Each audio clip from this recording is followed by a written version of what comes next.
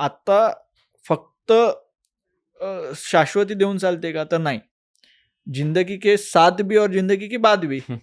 म्हणजे एखादा माझा सैनिक जर मृत्युमुखी पडलाय, शहीद झालाय, तर मग त्याच्या कुटुंबाची जबाबदारी कोण घेणार? तर तीही मी घेणार.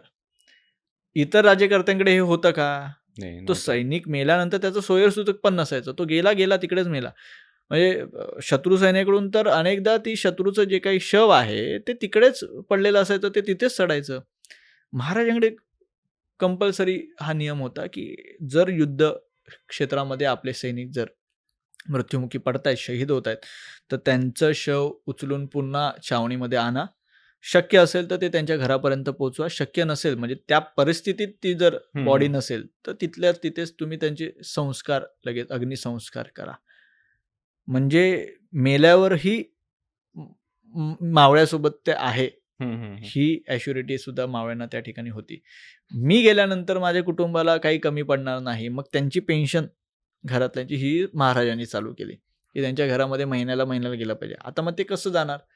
तर मग ती एक अर्थव्यवस्था महाराजांनी तयार केली होती. मग गाव गाव स्तरावर तुमचा पाटील असेल, त्याच्यानंतर वरती सुभा असेल, सुभ्याच्या वरती परगणा. एकदा त्याची नोंद झाली, की हा इकडचा शहीद आहे, तर वरून ते बरोबर टप्प्याटप्प्याने तो फंड यायचा आणि तो त्या घरापर्यंत पोहोचायचा. तर ह्या पद्धतीचं म्हणून ही सगळी लोकं त्यांच्या आसपास जी आहेत ना, ती टिकली आणि त्यांना वाटलं, की नाही मी मेलो तरी मला अडचण काही नाहीये. त्यामुळे ते जीव ओवाळून टाकत होते. करेक्ट. कारण मागे माझा पाहणारा माझा राजा आहे, ही एक भावना त्यांच्या मागे होती.